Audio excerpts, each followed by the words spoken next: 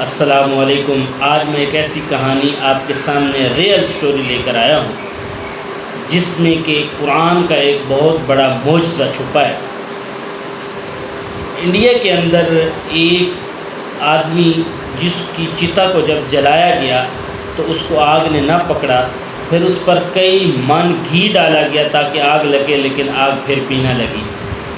یہ کہانی پاکستان بننے سے پہلے کی ہے، جب پاکستان ابھی علیحدہ نہیں ہوا تھا، انڈیا پاکستان نہیں بنا تھا۔ لاہور میں دو جو تھے وہ کتابیں چھاپنے والے ادارے تھے۔ اس میں ایک ادارہ جو عام کتابیں چھاپتا تھا اس کا مالک تھا عطر چند،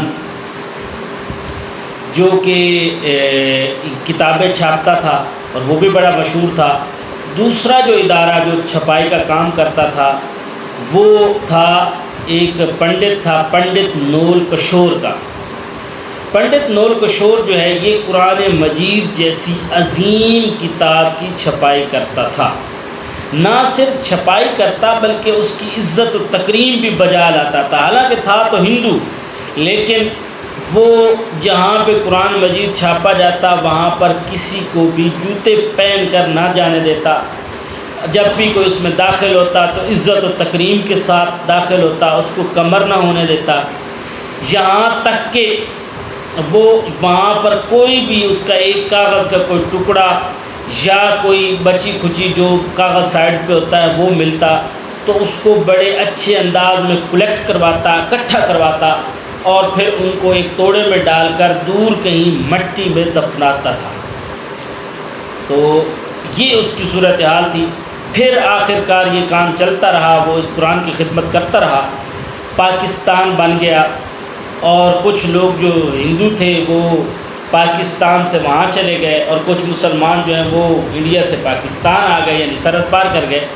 تو پنڈت نول کشور بھی جو ہے وہ اپنا یہاں سے کارخانہ جو بھی تھا اس کا پریس وہ یہاں سے اٹھا کر وہاں نئی دلی میں چلا گیا اور وہاں پر بھی جا کر اس نے دوبارہ یہی کام قرآن مجید جیسی عظیم کتاب کو چھاپنا شروع کر دیا۔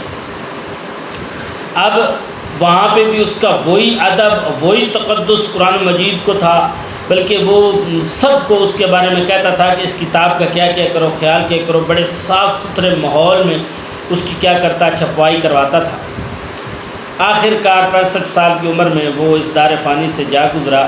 جب وہ فوت ہوا تو ہندوؤں کی جو مراسم ہیں انہی کے مطابق اس کو جو ہے تیار کیا گیا، پھر اس کو جناب لکڑیوں پہ ڈالا گیا اور جلانے کے لیے تیار کیا گیا۔ جب اس کو جلایا جانے لگا تو اس کو آگ نہیں لگ رہی تھی۔ اب پھر مزید اس پر آئل یعنی آئل ڈالتے ہیں، گھی ڈالتے ہیں تاکہ جو ہے اس کو آگ لگے۔ کئی من گھی ڈالا گیا لیکن اسے آگ نہیں لگی۔ آخرکار دلی کے ایک مسجد کے عظیم بخاری صاحب کو یعنی امام صاحب کو بلایا گیا تو انہیں کہا گیا کہ یہ کیا صورتحال ہے۔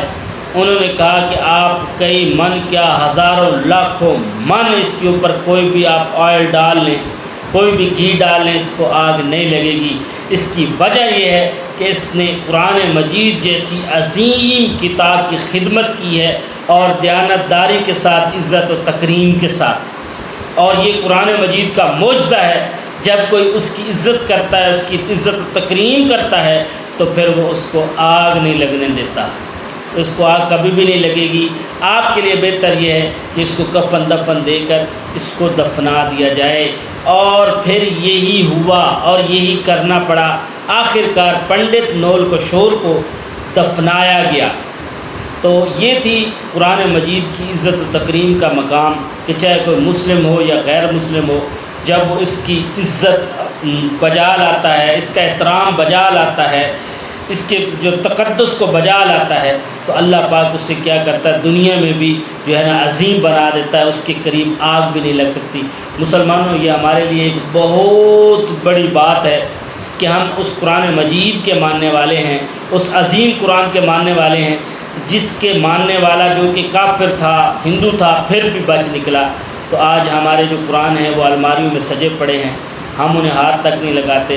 ہمیں چاہیے روزانہ ان کو کھولیں، ان کی عزت تکریم کریں، ان سے پیار کریں، انہیں پڑھیں، ان کو اپنی زندگیوں میں اس کے علم کو بجا لائیں تو انشاءاللہ ہماری اس دنیا میں بھی کامیابی ہوگی، آخرت میں بھی کامیابی ہوگی۔ اگر آپ کو اس طرح کی ویڈیو پسند ہے، آپ چاہتے ہیں کہ ایسی دینی اسلامی ویڈیو آپ تک پہنچائی جائیں، تو ہمارے چینل کو سبسکرائب کریں، لائک کریں۔ ملتے ہیں اگلی ویڈیو کے ساتھ۔ السلام علیکم۔